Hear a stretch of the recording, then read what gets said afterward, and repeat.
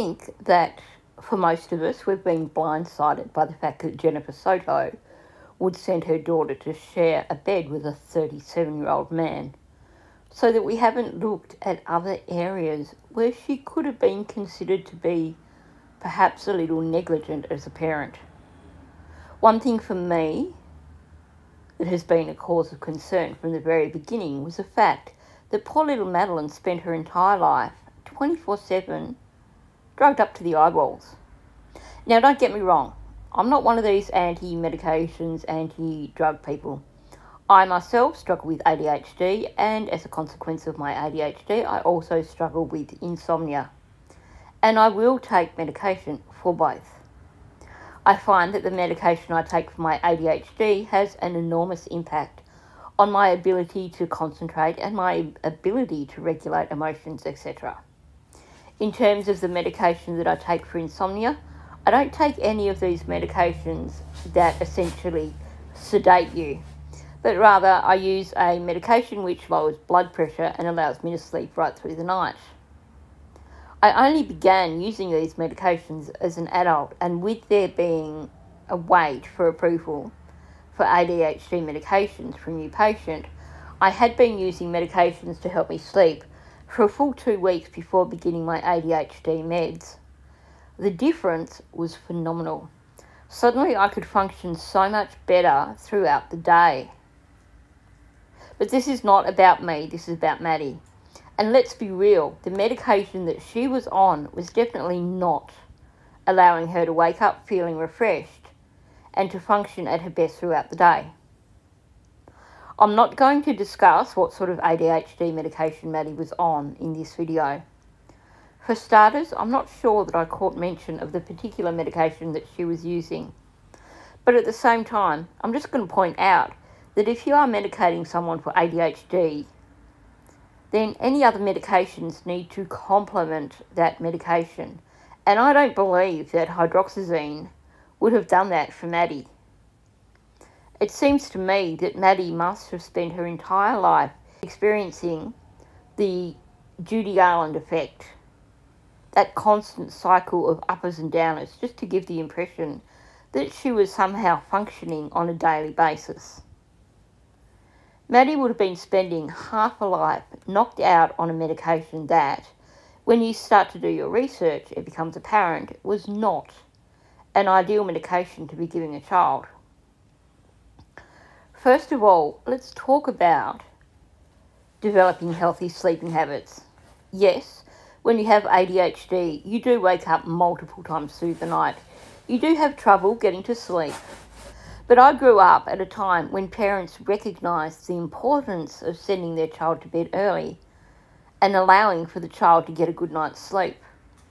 Sleep patterns can be learned, and I have friends who spent time at sleep clinics with their babies, where even from such an early age it was possible for their child to learn new sleeping habits.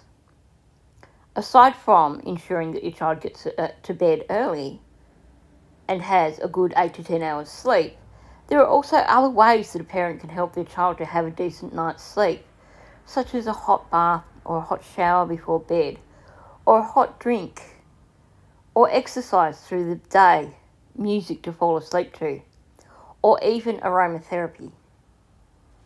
Okay, it is important to be mindful of the harmful effects of some essential oils on pets, but lavender oil is safe all round, and using an oil diffuser with lavender oil can help a child get to sleep. These are just a few natural ways of essentially programming your child's brain to develop good sleeping habits. So what happens when you start relying on drugs such as hydroxyzine to ensure that your child gets a decent night's sleep? Before I discuss hydroxyzine specifically, I will point out that by medicating your child to get them to sleep, you're setting them up for a lifetime of sleep issues. They don't have the opportunity to develop normal sleep patterns and become reliant on such medications long term. So let's talk about why I think Maddie should not have been given hydroxyzine to help her sleep, and why I believe Jennifer Soto was negligent in doing so. So what is hydroxyzine? It's a form of psychotropic medication. Basically, what this means, the short version, means it affects the brain. It's called psychotropic medication because it can actually pass the blood-brain barrier and affect neurofunction. While Jen was right in saying that it is similar to Benadryl in that it acts as an antihistamine, both these types of medications are still psychotropic medications.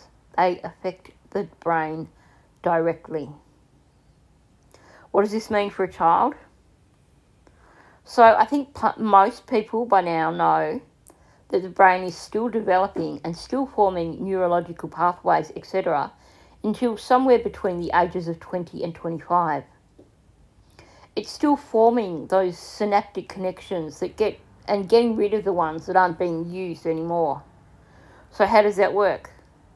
Synaptic connections are essentially the wiring of your brain, and these become stronger through regular use, and they become more complex through regular use.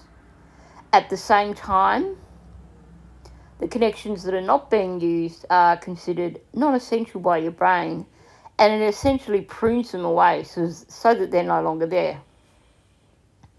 In terms of brain development, while a large amount of brain development does occur up to the age of 4 or 5, and by the age of 4 the brain has reached 80% of its adult weight, it actually doesn't reach its full adult weight until after 14 years of age, meaning that the most crucial time for brain development is up until the age of 14 years. Yep, after that you've got another 10 years where it's still developing and maturing, but those first 14 years are so important for brain development. So, before adolescence, the brain is still forming those synaptic connections. It's still strengthening the frequently used connections and getting rid of the non-essential connections.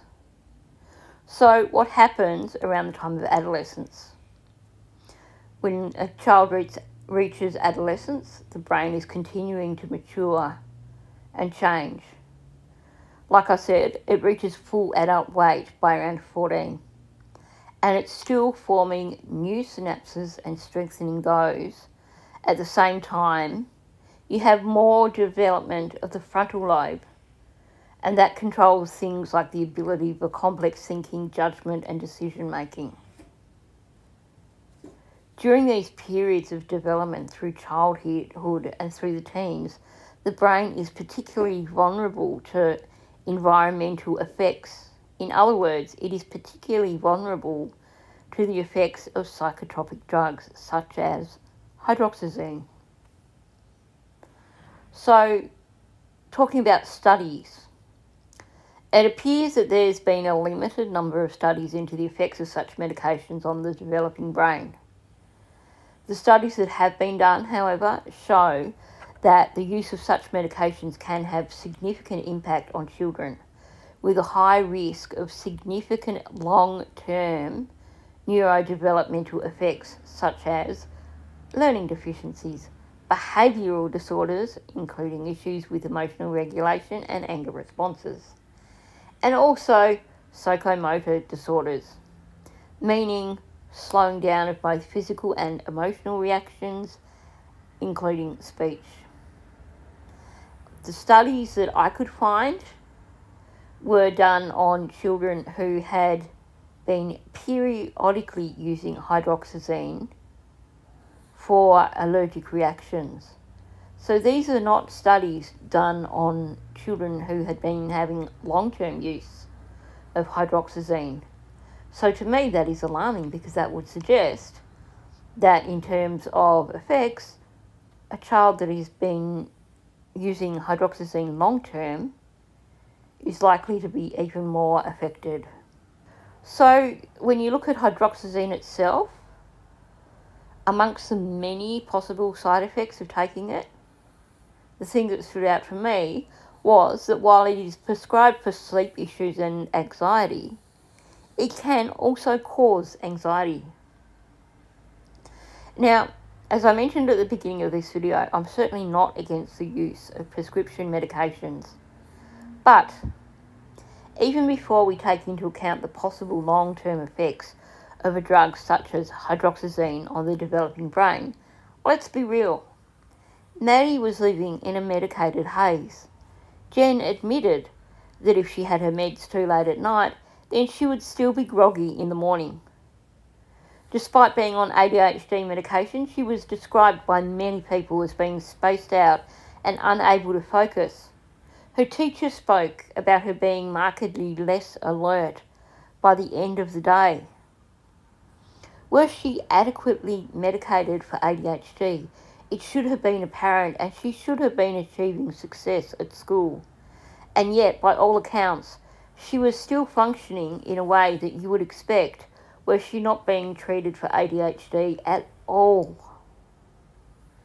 Apparently, Jen was accustomed to spending hundreds of dollars on Botox appointments, and yet she either somehow couldn't see that her daughter needed her medications reviewed, or it was just convenient for her to have Maddie completely out of it at night so that Jen herself could achieve an uninterrupted night's sleep.